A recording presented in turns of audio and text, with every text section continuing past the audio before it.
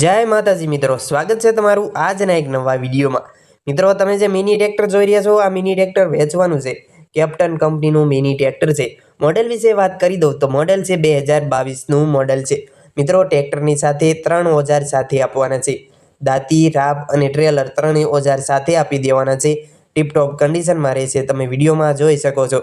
जो मित्रों तमारे ट्रेक्टर खरीदवुं होय ने तो 3 औजार साथे आपवाना, 3 औजार नवा छे।